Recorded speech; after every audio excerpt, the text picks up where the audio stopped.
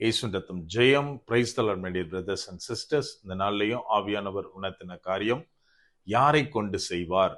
ஆவியானவர் உணர்த்தின வசனம் யாத்ராகமத்தின் புஸ்தகம் அதிகாரம் 31 வசனம் 11. நான் உனக்கு கட்டளையிட்டபடியே அவர்கள் செய்ய வேண்டும் என்றார். According to all that I have commanded thee shall they do. Exodus chapter 31 verse 11.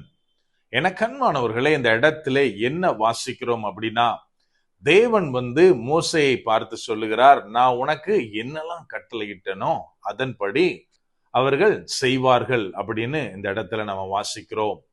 நாம் இந்த நாட்களில் தேவனுடைய காரியங்களை செய்கிறோம். ஆனால் ஒவ்வொரு காரியத்தையும் அவர் யாரை கொண்டு செய்வார்? நம்ம கொஞ்சம் யோசித்து பார்க்கணும். அதாவது ஒரு ஸ்டோரியில உள்ள ஒரு சின்ன காரியம் எனக்கு இந்த இடத்துல ஞாபகம் வருது. ஒரு கம்பெனியோட சிஇஓக்கு அடுத்த போஸ்டிங்க்கு இன்டர்வியூ நடக்குது. நிறைய பேர் வர்றாங்க. அதுல லாஸ்டா ஃபைனல் ரவுண்டுக்கு 2 பேர் மட்டும் செலக்ட் ஆகுறாங்க. அந்த 2 பர்சன் எல்லா கைண்ட் ஆஃப் ஆக்டிவிட்டிலையும் சேம் ஈக்குவலா மார்க் வாங்கியிருக்காங்க. ஸோ ஃபைனலா அந்த சிஇஓ என்ன பண்ணிருக்காரு அப்படின்னா, அவங்களுடைய சீட்டுன்னு ஒரு ரூம் அரேஞ்ச் பண்ணி, இந்த இடத்துக்கு உங்க சீட்ல போய் உட்காருங்க அப்படின்னு 2 பேருக்கு சொல்லியிருக்கிறாரு. முதலாவது ஒரு பர்சன் போறாரு. அங்க போனா அவங்க சீட்டு அந்த டேபிள் ஃபுல்லா கலைஞ்சி கிடக்குது, டஸ்டா இருக்கு, இந்த மாதிரி உட்கார முடியாத மாதிரி அங்க இருக்கு நிலைமை. ஸோ அவர் என்ன பண்றாரு, இம்மிடியேட்டா டஸ்ட் எல்லாம் கிளீன் பண்ணி எல்லாத்தையும் ப்ராப்பரா அரேஞ்ச் பண்ணிட்டு அவருடைய சீட்ல உட்கார்ந்து இருக்கிறாரு. 2வது பர்சன் போயிருக்கிறாரு. அதே மாதிரியே அங்க எல்லாம் கலைஞ்சு கிடக்குது, உட்கார முடியாது.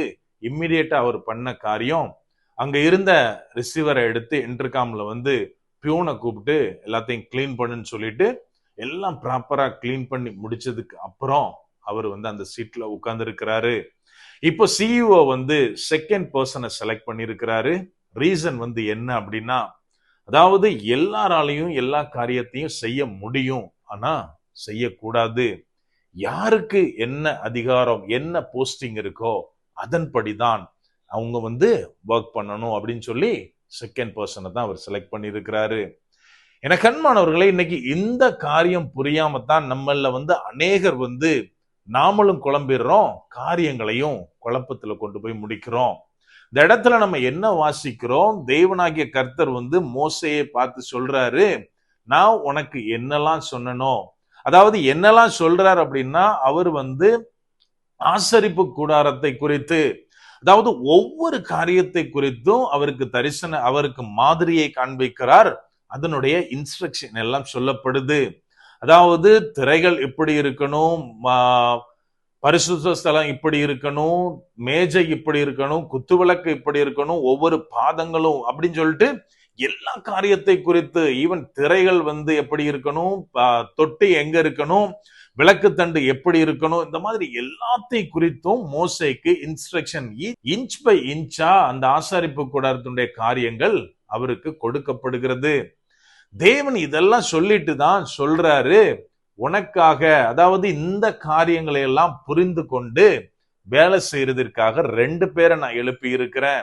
யூதா கோத்திரத்துல பெசலேயலையும், தான் கோத்திரத்துல அகோலிபாமாவையும் உனக்காக ஞானம் உள்ளவர்களாய் நான் எழுப்பி இருக்கிறேன். அவர்கள் இந்த காரியத்தை செய்வார்கள். எப்படி அப்படின்னா, உங்ககிட்ட என்னெல்லாம் சொன்னனோ, என்னெல்லாம் மாதிரியை காண்பித்தேனோ அதெல்லாவற்றையும் அவர்கள் செய்வார்கள் அப்படின்னு தேவன் மோசேட்ட சொல்றாரு. நம்ம கொஞ்சம் யோசித்து பார்க்கணும், எதுக்காக அவங்க 2 பேரையும் தேவன் செய்ய வைக்கணும்?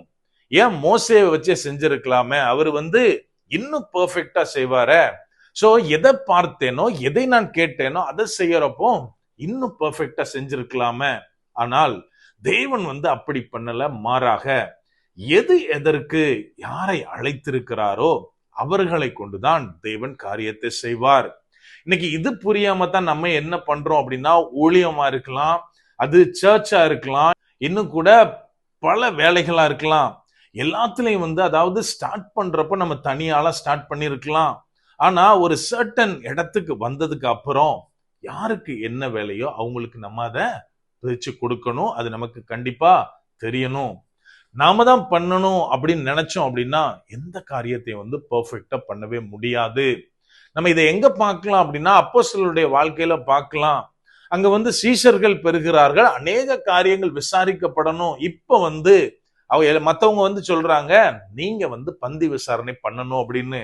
சோ இம்மிடியட்டா இந்த இடத்துல அவங்க பண்ணிருக்கலாம், ஆனா அவங்க மாறாக அதை பண்ணல. அவங்க சொன்ன காரியம் இதற்காக தேவனாலே அபிஷேகம் பண்ணப்பட்ட ஜனங்களை ஏற்படுத்தணும். நாங்க வந்து என்ன பண்ணணும் அப்படின்னா ஜெபிக்கிறதுலயும் தேவனுடைய வசனத்தை பிரசங்கிக்கிறதுலயும் தான் யாங்க இருக்கணும் அப்படின்னு சொல்றாங்க. எனக்கு அன்பானவர்களே, இது எப்படி முடிஞ்சது அப்படின்னா தங்களுடைய அழைப்பு வந்து அவங்களுக்கு உறுதியாய் தெரிந்ததுனால அதுல வந்து நிலைத்திருந்தார்கள். இன்னைக்கு நம்ம எத்தனை பேர் சொல்ல முடியும், என்னை தேவன் இதற்கு தான் அழைத்திருக்கிறார், இதை வந்து என்ன கொண்டுதான் செய்வார் சொன்னா இதுல தரித்திருக்கணும், நம்மளால சொல்ல முடியுமா?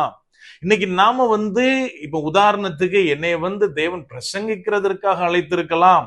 ஆனா நான் பார்க்கிற உலகத்துல பாட்டு பாடுறவங்க, கீபோர்டு வாசிக்கிறவங்க, கிட்டார் வாசிக்கிறவங்க பயங்கர ஃபேமஸ் ஆகுறாங்க அப்படின்னு சொல்லி அந்த காரியத்தை நான் கையில எடுத்தேன் அப்படின்னா ஒருவேளை வந்து நான் வந்து ஜனங்கள் மத்தியில ஃபேமஸ் ஆகலாம். அநேகர் வந்து என்னைய விரும்பலாம், என் பாட்டை விரும்பலாம். கீபோர்டு இசைக்கிறதுல வந்து அநேகர் வந்து இவன் சூப்பரா பண்றான் அப்படின்னு சொல்லலாம். ஆனால் தேவன் எதற்காக என்னை பிடித்தாரோ, என்ன பர்பஸ்க்காக என்னை அழைத்திருக்கிறாரோ அது நிறைவேறுமா அப்படின்னு கேட்டா 100% நிறைவேறாது. அப்படியானால் தேவன் எதற்காக என்னை பிடித்திருக்கிறாரோ தேவனுடைய ராஜ்யத்தை கட்டும்படியான காரியம் நடக்குமா அப்படின்னா நடக்காது. மாறாக நாம் எப்போது தேவன் எனக்கு என்ன வைத்திருக்கிறாரோ, என்னை கொண்டு என்ன காரியம் செய்வாரோ அதிலே நிலைத்திருக்கும் போது, தேவனுடைய காரியத்தை மாத்திரமே நாம் செய்யும் போது தேவனுடைய ராஜ்யத்தை கட்டுகிறவர்களாய் இருப்போம். அப்படியே கண்களை மூடுவோமா? அன்பான ஆண்டவரே, இந்த நேரத்திலே அப்பா உம்மை நோக்கி பார்க்கிறோம். ஆவியானவர், நீர் எங்களுடைய இருக்கிறீர், அதற்காக நன்றி செலுத்துகிறோம். அப்பா, நீர் எங்களை உமது உன்னதமான ஊழியத்தை செய்ய அழைத்திருக்கிறீர் தகப்பனே. அப்பா, எங்க ஒவ்வொருத்தர் மேலேயும் இருக்கிற அழைப்பு விசேஷித்தமானது, யூனிக்கானது தகப்பனே. நாங்க எந்த விதத்திலும் எங்களை அழைப்பை மீறி செயல்படக்கூடாது. மற்றவங்களை பார்த்து அப்பா இந்த காரியம் நல்லா இருக்குன்னு நாங்க எந்த காரியத்தை செய்யக்கூடாது. தேவனுடைய அழைப்புல மாத்திரமே நாங்கள் நிலைத்திருக்க ஆவியானவரே நீர் எங்களுக்கு கற்றுத்தாங்க. முற்றிலுமா எங்களை தாழ்த்தி ஒப்பு கொடுக்கிறோம். பலப்படுத்தி ஆசீர்வதிங்க. மீட்பர் இயேசுவின் மூலம் ஜெபிக்கிறோம். ஜெபம் கேளும் எங்கள் நல்ல பிதாவே. ஆமென். God bless.